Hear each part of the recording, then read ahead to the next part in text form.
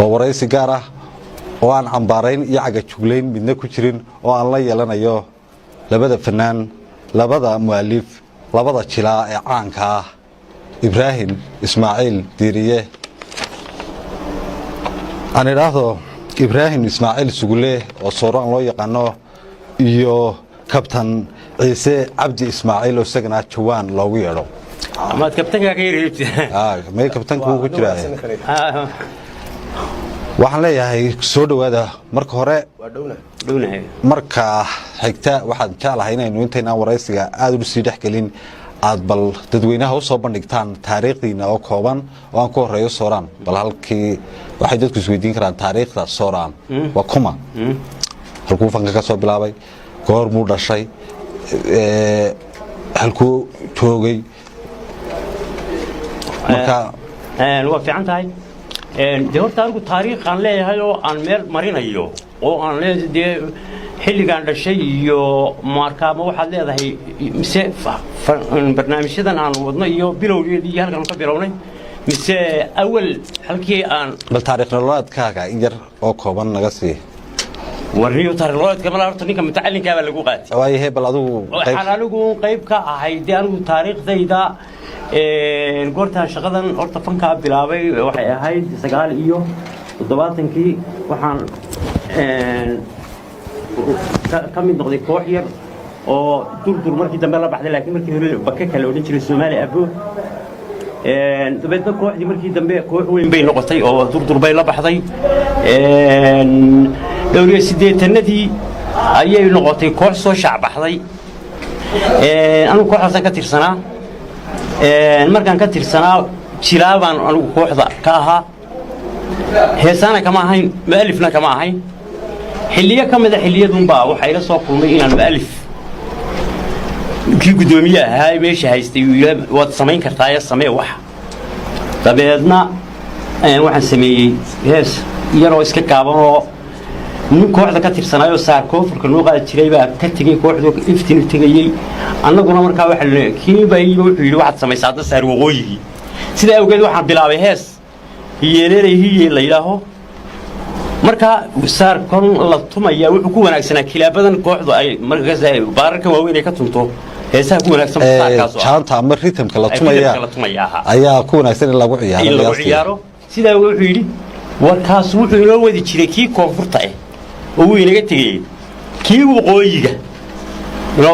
marka dadkeena ciyaaraha sameyn jiray baa waxa jiray niman yeeleeyay oo oran jiray ma garanaysa tii uun baanana waa ciyaari barcada waa barcada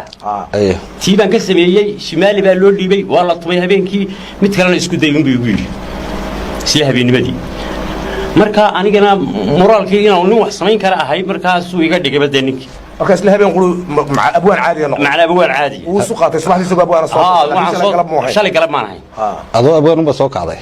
yaan waa ku waabiristay sidii kale waxay noqotay soo degay saarkii duleedo soo degay iyadana shimaali baa qaaday halkaasaan ka soo baxay dabeedna markii dambe adigu waa dee fankii iyo wixii jiray baa ugu soo gudubtay way isla burbureen وحيبة دهايو ودنك فنكي اسكو دسنايه كوحان اي وابر لهاي هيغن لهاي هلغن لهاي دردر لهاي دجري دسنا تي وي بربرنا markii dambe tafaraaraq baa ku dhacay oo midba meel ayo ka dhacay haye captain anigu tirmiya maxaa ka soo bilaaba halka dhow ka soo bilaabo adiguna 7aadkii deelay kamay ugu dhalashay 4 haye كعانكنا وكابسان يارو ميلوي مركي لا هي كعان كابسان بارا دولتي كعان كاي ميلوي مركي لا وكابسان هي دلشيدنا افريت باتكي به هي hadii ba xugmaayo anigu ma ahayn fankii hore ee babaqashay dadka qaar aan waa yesterday qolada ingiriiska ku hadashay boogti waan war waa shalay tan kale marka anigu yesterday baan ahaa iyo qoladii hadda kooyay okay labadiin marka halkeen iska hesheen goormay fikradan idinku dhalatay waxay nagu dhalatay ninkan waa nin aktarku marna waa u dhalasho oo markii sooraan fanba ku jirin ba aktarka yahay midna waa dee iska mid kale ninkan markaa sidiisu aktar ku ahaa anagu burcaan isku baranay ninka kan markaan faalisa arkay waan arkay inuu nin yahay wax mateli kara aniguna markaa ninkan markaa waan soo raadsanay labada iyadoo anagu istuurayna aan isugu nimi meel waxaanu isla garanay markaa inaynu bal waxaan fanka la yiraahdo in aad markaa ninkan wuxuu u lahaa waa u dhashay sida tan burcaan aanu isku baranay sidii un baan ku wada soconnaa markaas halkee iskala jaan qaadnay soomaalida waxay tidhaahdaa ama buuraha ama buur ku tiirsano markii hore ninkan anigu ma aqoon laakiin waa leega sheekeyn jiray laakiin aniga waxaan iskeekay jiray laakiin wax ninkan oo maskaxdiisu tahay good idea oo dadkii horena kamid ah kuwa dambana kamid ah wuxuu kasta fahmaya waxa soo socda sida qisadu noqonayso wax kasta fahmaya ayaanu salay dabadeetna maalintaanu salay ilaa maanta wanaga wada socon ma baana kala harin fikradda saas bay ku xurato inta badan maskaxaa inta isaga soo fulayaan waa nin maskaxdiisu dadka maanta abwaaniinta jooga ama waxa la yiraahdo mukhrijka Soomaaliyeed isku xirka filmaanta iyo isku qisaynta iyo waxa ka dhalanayaan iyo waxyaalaha noocaas oo kala Soomaali maanta in yar baan ninka maskaxdiisu